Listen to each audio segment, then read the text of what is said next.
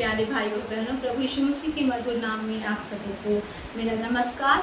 आज का जो वचन है जो मैं आपके लिए लेके आई हूँ वो प्रोवर्ब्स उसका चैप्टर 11 है, उसका 24 से 25 वचन। ये वचन इस प्रकार से उन उदार लोगों के बारे में बोलता है कि संसार में ऐसे बहुत सारे लोग हैं जो अपने दान को जो है उदारता पूर्वक देते हैं, है ना। वो कंजूसी के साथ या फिर क्या बोलते हैं, सोच समझ के कर देना चाहिए, नहीं देना चाहिए, ऐसे नहीं। लेकिन जब वो देते हैं तो वो खुशी से बिखेर देते हैं, है ना, बिखेर देते हैं। लेकिन उन लोगों के जीवन के बारे में क्या वचन कहता है कि जो ऐसा करते हैं वो क्या होता है, उनको कभी घटी नहीं होती। लेकिन ऐसे भी लोग हैं जो क्या करते हैं, दबा के सोच समझ के कंजूसी से देते हैं, लेकिन उनके जीवन में घटी रहती है। फिर वचन कहता है 25 में कि ऐसे भी लोग हैं जो दूसरों की सींचते हैं तो उनकी भी सींची जाती है, वो भी हष्ट पुष्ट हो जाते हैं ना। When you are doing good to others, आपके जीवन में वो भलाई वापस आती है। तो हम आइए हम वचन को पढ़ते हैं और समझते हैं और थोड़ी देर हम इस पे मनन करेंगे कि कैसे हम अपने जीवन में ब्लेसिंग को पाएं, हम भी हष्ट पुष्ट हो जाए, प्रॉस्पर हो जाए।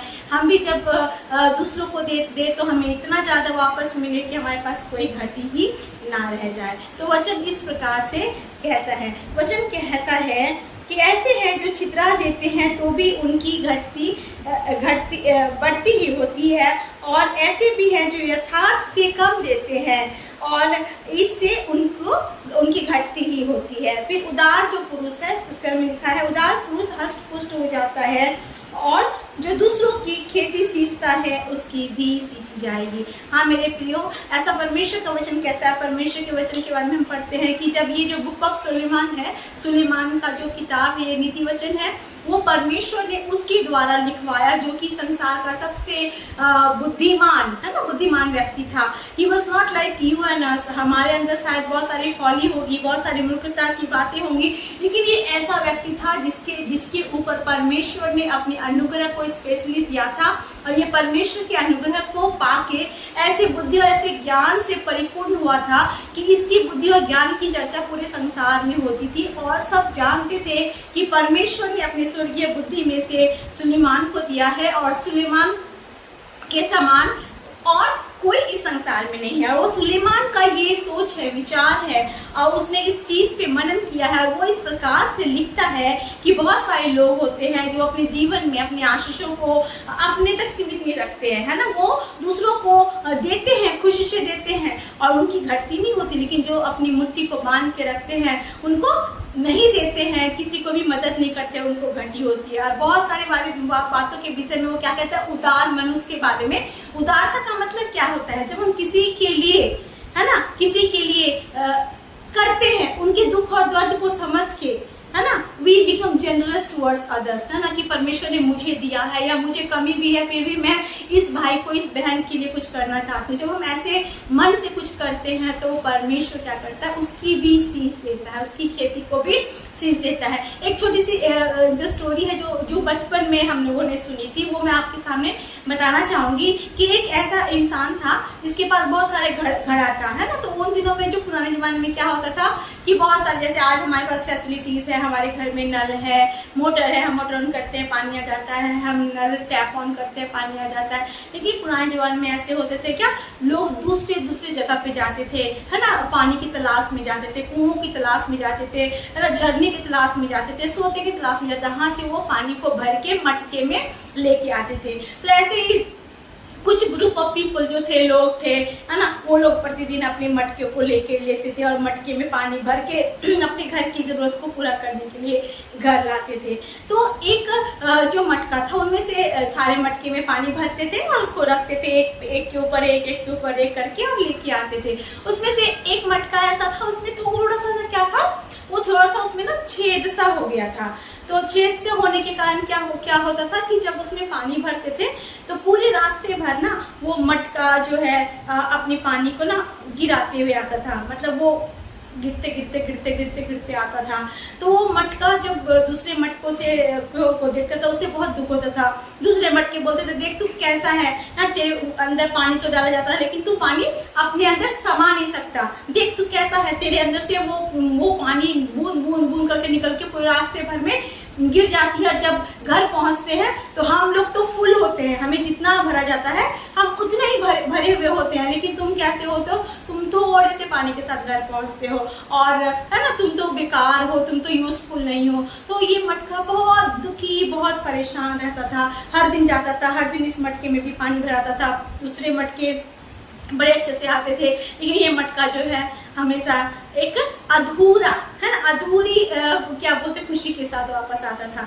एक दिन जो उन लोगों का मालिक था, है ना, उन लोगों का मालिक था, मटकों का मालिक था, उन्होंने पूछा क्या हुआ, तुम लोग सारे इतने ज़्यादा खुश क्यों हो रहे हो? तो बोलते हैं हम उस मटके को देख के खुश हो रहे हैं, जो मटका जो है वो छेद वाला मटका है, वहाँ से पानी आता है और गिर जाता है, उसमें जितना भी डालो आप जब तक घर आते हो मालिक वो तो गिरा चुका होता है, वो तो आधा लेके आता है, लेकिन आप हमें जैसा भरते हो हम तो वैसे ही रहते हैं, है ना, हम तो उतने ही भर के आते हैं।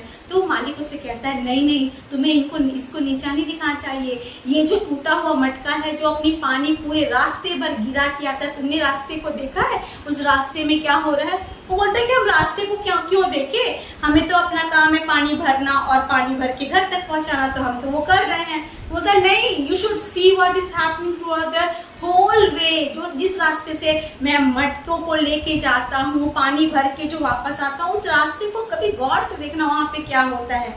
तो जब वो मटके इस बार जाते हैं सुबह सुबह, तो फिर वो ध्यान देते हैं रास्ते के किनारे में, रास्ते किनारे में बहुत सारे फूल पौधे लगे हुए होते हैं, और इस मटके से जो पानी गिरता है वो पानी उन फूल पौधों को सींचते हुए आगे बढ़ता है, और एक तरफ जैसे गार्डन होता है ना, वैसे खूबसूरत गार्डन की समान, है ना, वो मटका एक पूरे रास्ते को बना चुका होता है। तो वो कहते हैं अच्छा ये तो ऐसे हो गया, है ना, कि दैट मींस जैसे बचपन की स्टोरी है, लेकिन जब वो मटका देखता है तो उसे इतनी खुशी होती है कि मैं तो अपने टूटे जाने पे, है ना, निराश था, उदास था, सोच रहा था कि मैं तो बेकार हो गया, लेकिन आज मालिक ने मुझे बताया कि मेरा टूटा हुआ मन, मेरा टूटा हुआ जीवन ये किसी और के लिए क्या है, ये सींचने का कारण बना है। और आज अगर मैं नहीं टूटता तो ये खूबसूरत फूल पौधे, है ना, रास्ते भर में पैदा नहीं होते, ये खिलखिलाते नहीं, खूबसूरत नहीं होते। उसी प्रकार इस कहानी की जैसे हमारे जीवन में भी ऐसा होता है कि जब हम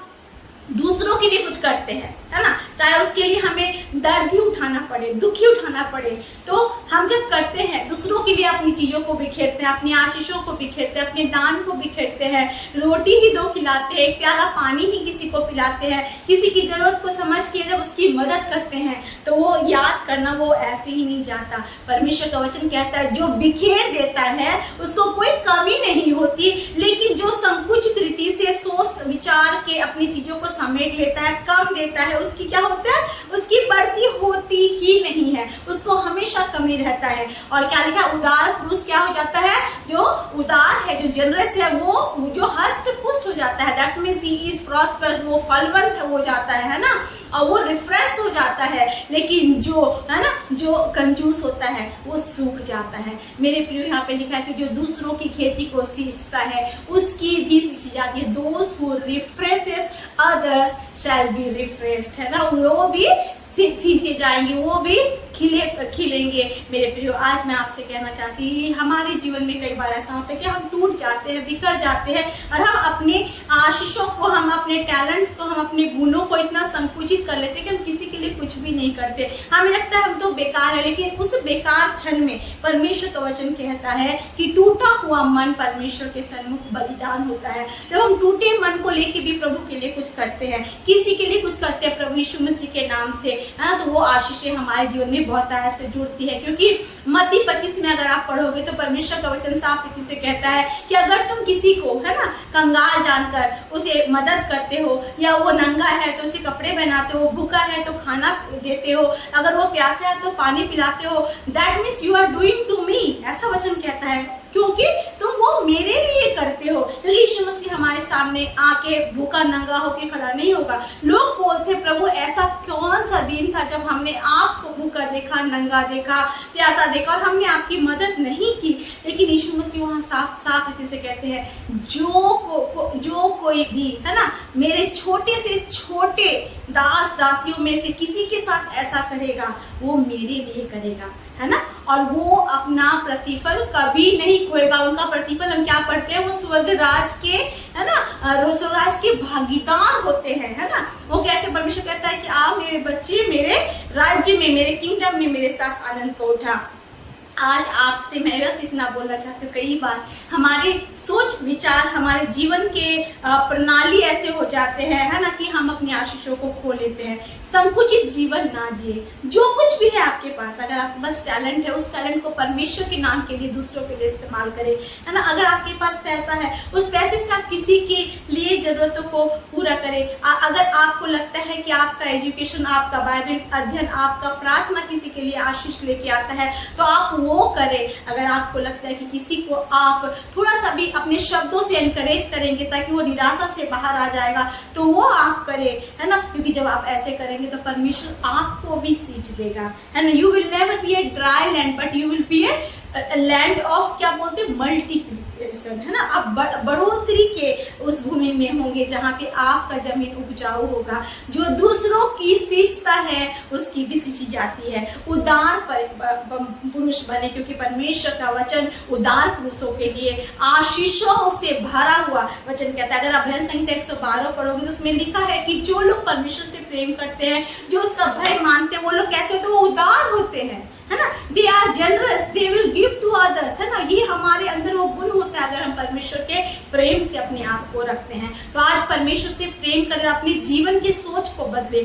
मैं नहीं जानती, अगर आपका जीवन में बहुत सारे ब्लॉकेज है, ब्लॉकेज के कारण अगर आप आशीष नहीं पा रहे हैं, आप वंचित हैं, आपको लगता है कि मैं जितना भी करता हूँ कमी हो जाता है ना, आज आप उदार बन जाए, है ना। आज आप किसी के लिए कुछ करें। Be a generous man, try to help someone who is in real need. मैं यकीन के साथ कहती हूँ, God will repay you back, क्योंकि परमेश्वर का वचन कहता है परमेश्वर किसी के प्रति कर्जदार नहीं रहता। वैसा परमेश्वर नहीं कि आपका पैसा लेके बैठ जाएगा, लेकिन जो उसे 1 देता है परमेश्वर उसे 10 देता है। ये मेरे पर्सनल गवाही है। मैंने जब अपनी कमी घटियों में से कुछ किया, है ना, परमेश्वर ने मुझे 10 गुना वापस दिया। तो मैं यकीन के साथ कहती हूँ कि आप भी अपनी आशीषों को चितरा दे, है ना, बिना सोचे समझे, ऐसा वचन कहता है ना, छिड़क दे, दे। आप भी दूसरों की खेती को सींच दे, है ना। आप उसके बदले परमेश्वर की आशीषों को पाएंगे। परमेश्वर आपको सींचेगा, परमेश्वर आपको भर देगा, है ना। क्योंकि लूका में 7:30 से वचन कहता है कि दिया करो तो तुम्हें भी कैसा दिया जाएगा। दिया करो एक ही वर्ड है, दिया करो। ये नहीं कि कैसा दिया करो, दिया करो। तुझे भी दबा दबा कर भरा भरा उमड़ता हुआ वापस परमेश्वर आपको देगा। वो जीवित खुदा है। तो आज मेरे प्रियो मैं यही बोला था, अगर आप कमी में है, घटी में है, try to follow this word. किसी के लिए कुछ करो, है ना, ईश्वर के नाम से करो, और आपको परमेश्वर की ओर से हजारों गुना वापस नहीं मिले तो आप मुझे जरूर बताना, कमेंट करके बताना, क्योंकि मैंने किया है, मैंने अपनी आशीषों को पाया है। आइए प्रार्थना करें, परमेश्वर की आशीषों को ग्रहण करें। अनुग्रहकारी महान परमेश्वर पिता, हम आपका धन्यवाद करते हैं। परमेश्वर पिता, आप सच में भले परमेश्वर है प्रभु। और आपका वचन कहता है प्रभु, जो उदारता के साथ दान देता है, जो दूसरों की सींचता है, जो अपनी आशीषों को लोगों के सामने बिखेर देता है, वो बहुतायत से आपसे पाता है। परमेश्वर पिता, कई बार प्रभु हम अपने जीवन को इतना संकुचित कर लेते हैं परमेश्वर की, अपनी आशीषों को खो लेते हैं पिता। लेकिन हम ऐसे ना बने प्रभु, लेकिन हम आपकी आशीषों को अपने जीवन में बहुतायत से लेके आगे बढ़ने वाले बन जाए पिता। प्रभु आप हमारी मदद करना परमेश्वर, आप ऐसा करने जा रहे हैं प्रभु, इसके लिए हम आपका धन्यवाद करते हैं प्रभु। जितने भाई बहन हैं जो कमी घटियों से गुजर रहे हैं, जिनके जीवन में ब्लॉकेजेस है प्रभु, आज वो अपने सोच को बदले और वो आपके लिए कुछ करें पिता। क्योंकि जब वो आपके लिए करेंगे पिता, आप उनके लिए करेंगे परमेश्वर पिता, आप उन्हें प्रभु भरपूरी से आशीष देंगे परमेश्वर पिता। प्रभु आप सबको छुए, सबको आशीष दे, पूरे राज में, देश में, इजराइल के ऊपर प्रभु, भारतवर्ष पे परमेश्वर पिता, सब्सक्राइबर के जीवन में, उनके प्रियजनों के जीवन में आपकी बहुतायत की आशीष उमड़ने पाए। धन्यवाद करते हैं पिता, आपने प्रार्थना सुना और उत्तर दिया। यीशु के नाम से इस प्रार्थना को मांगते हैं और पा लेते हैं। आमीन, आमीन। Praise the Lord.